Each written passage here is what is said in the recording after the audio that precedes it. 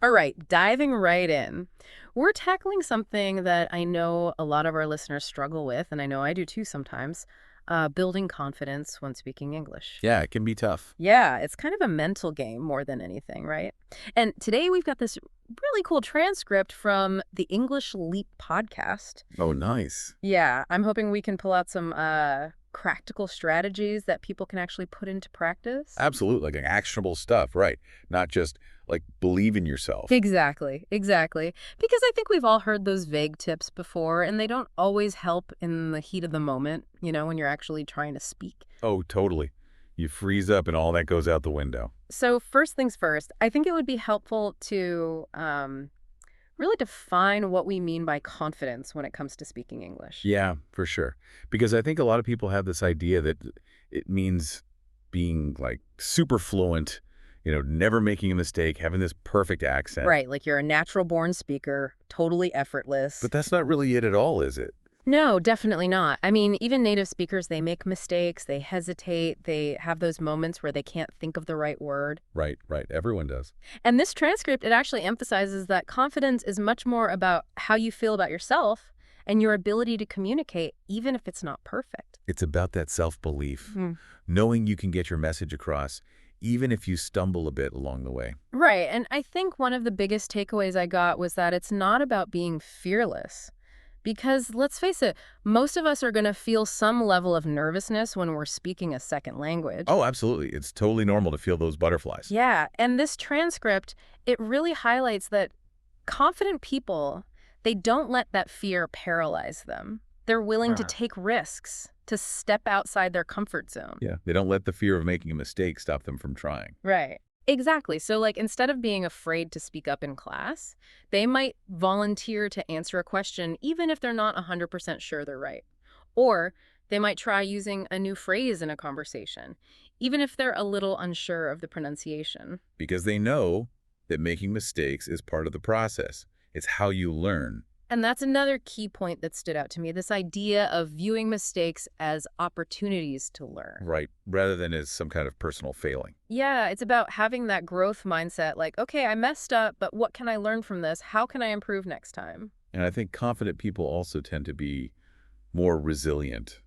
They don't let a few setbacks completely derail them. Like, if they have one awkward conversation, they don't let that convince them that they're terrible at English and they should just give up. They bounce back, they learn from it and move on. And this transcript also touched on some interesting social aspects of confidence, like how confident people tend to handle compliments. Oh, yeah, I remember that. They don't downplay their achievements. Exactly. Instead of saying, oh no, my English is still bad, they'll just accept a compliment with a simple thank you, They own their progress. which is something I think a lot of us struggle with. We're so quick to point out our flaws. Yeah, it's like we don't want to seem arrogant or something. But it's important to acknowledge our successes, even the small ones. It helps build that self-belief. Definitely. And another point they made was about making decisions without overthinking everything. Oh yeah, I do that all the time. Me too. I'll spend like 5 minutes trying to decide how to phrase a simple email. Exactly. But confident speakers, they seem to have this ability to just go with the flow, to trust their instincts. And they're not afraid to ask for clarification if they need it. Like if they don't understand something, they'll just say, can you repeat that? Or can you explain that in a different way? Instead of pretending they understand and then feeling lost. Right. And I loved what they said about authenticity. Oh, me too. Being yourself, not trying to be someone you're not.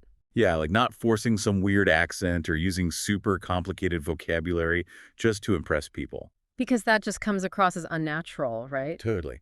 And it can actually make you feel less confident because you're not being true to yourself. So, confident speakers, they embrace their own style, their own way of speaking. And that often makes them more engaging and interesting to listen to. And you know what else surprised me? They talked about active listening being a sign of confidence.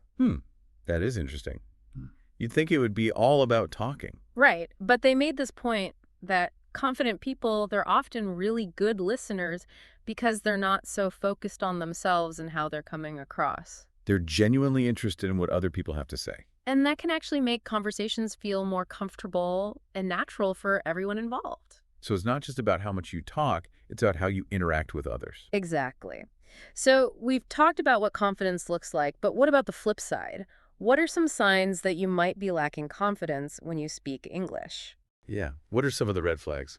Well, this transcript, emphasized the importance of self-awareness, being honest with yourself about how you feel and how you react in certain So situations. like paying attention to those internal cues, right? Exactly. And one of the biggest signs, they said, is constantly worrying about what other people think of your English. Oh yeah, that fear of judgment.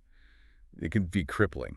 Like, you're so worried about making a mistake or sounding silly that you end up not speaking at all. Or you speak very quietly, almost like you're hoping no one will notice you. Right, and that can actually make you less understandable, which then just reinforces the feeling that you're not good at English. It's a vicious cycle. And they also mentioned physical signs, like avoiding eye contact. Oh yeah, I've definitely done that. It's like you're trying to become invisible.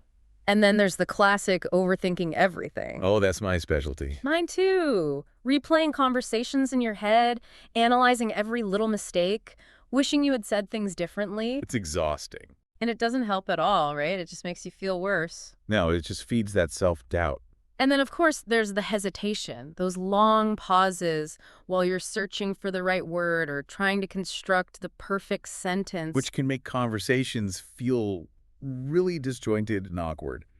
But the good news is that confidence is not something you're either born with or you're not. It's a skill, and it can be developed. Right. You can learn to be more confident. And that's where the really practical part of this transcript comes in. They lay out some really actionable strategies that anyone can use. So tell me, what were some of your favorite tips? Well, one that really resonated with me was this idea that action often precedes confidence. That's interesting. So you don't wait to feel confident before you start taking action. Exactly. Because sometimes that feeling of confidence, it doesn't come until after you've actually started doing the thing that scares you. It's like you have to fake it till you make it, in a way. Kind of, yeah. It's about taking those small steps even if you don't feel ready. And building momentum. Yeah. Right. Each small success gives you a little boost. Exactly. So instead of waiting until you feel perfectly fluent to start speaking, try setting yourself small, achievable goals. Like what kind of goals? Like maybe you challenge yourself to say hello to a stranger in English, or you order your coffee without switching to your native language, or you leave a short voicemail message in English. It's about getting comfortable with those everyday interactions. And the transcript even compares it to practicing for a big presentation. You don't just show up on the day and hope for the best. You practice beforehand, you get feedback, you gradually build up your confidence. And it's the same with learning new vocabulary. You start by trying to use those new words in casual conversations before you try using them in a more formal setting. It's about baby steps. And that ties into another important strategy they talked about, embracing progress over perfection. Oh yeah, that's a big one. Letting go of that need to be perfect. Because that's just setting yourself up for failure. Nobody's perfect, especially when it comes to language learning. Right. It's a journey, not a destination. And this transcript, they had this great idea of aiming to be just 1% better every day. I like that. It makes it feel much more manageable. Right, you're not trying to become a fluent speaker overnight. You're just focusing on making small, consistent improvements. And celebrating those wins along the way. Definitely. Because every little bit of progress helps build your confidence. And speaking of building confidence, they talked a lot about the importance of your internal dialogue, like how you talk to yourself. Oh, self-talk. That can be so powerful. It really can, because if you're constantly telling yourself, my English is terrible, or I'm going to make a fool of myself, then you're just reinforcing those negative feelings. You're creating a self-fulfilling prophecy. Exactly. So the transcript recommends actively challenging those negative thoughts and replacing them with more positive and realistic affirmations. So like instead of thinking, I can't speak English well, you might say to yourself, I'm learning and I'm getting better every day. Right. Or instead of, I'm going to embarrass myself, you might say, I'm brave enough to try, and that's what matters. It's about shifting your perspective, focusing on the positive. And they also talked about controlled exposure as a way to build confidence. What does that mean? It means gradually exposing yourself to situations that make you nervous, but in a controlled way. So you're not just throwing yourself into the deep end. Oh, I see. So like starting with something small and then gradually increasing the challenge. Exactly.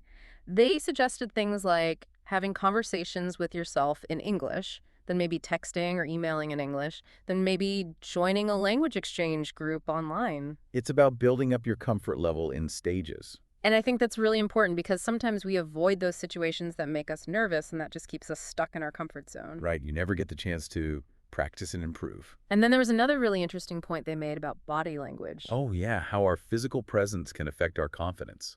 Exactly. Like standing tall, making eye contact, speaking clearly. These things can actually make you feel more confident, even if you don't believe it at first. It's like you're tricking your brain into feeling more confident. Kind of, yeah. And they even talked about power poses, like adopting these expansive postures that can actually have a positive effect on your mood and your confidence levels. I've heard about that. Hmm. It's amazing how much our body language can influence how we feel. It really is. So just remember, before you start speaking, take a deep breath, stand up straight, and smile. It can make a big difference. And then, of course, there's the importance of surrounding yourself with supportive people. Yes. Having a positive and encouraging environment is so crucial for building confidence. Because if you're constantly being criticized or put down, it's going to be really hard to feel good about yourself and your abilities. And they made a great point about being your own cheerleader if you don't have that external support system yet.